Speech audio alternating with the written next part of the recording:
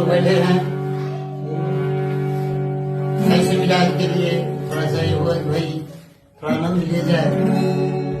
बड़े अच्छे गायक और संगीत विशारद, संगीत के तमाम डिग्रियां लेने वाले, अच्छे तबला, सुरों की जानकारी, ताल की जानकारी उदय जी हमारे साथ संगत कर रहे हैं। बहुत ही अच्छा भोजपुरी फोक, बहुत अच्छे आवाज में गाने वाले, बहुत सुंदर गायक राजन चौबे जी हमारे साथ हैं। बहुत सुंदर गिटार पर संगत कर रहे हैं, सुर अच्छे मिला के अजीत जी।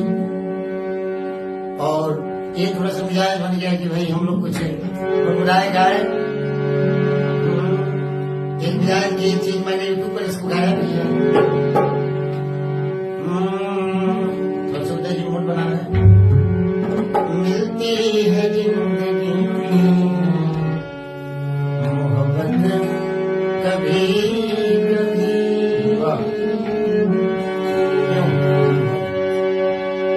मिलती है जिंदगी में मोहब्बत कभी कभी। ऐसे मत आप लोग सोचिए कि हमको कभी कभी मोहब्बत, हमने जब चाहा तब मोहब्बत पाया।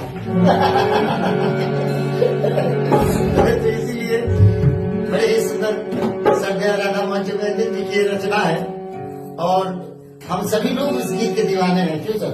चलिए, और सभी लोग दीवाने हैं। मंच पर भी कहीं भी हम जाते हैं तो इस गीत को गाते हैं कि जब से तोहार अखिया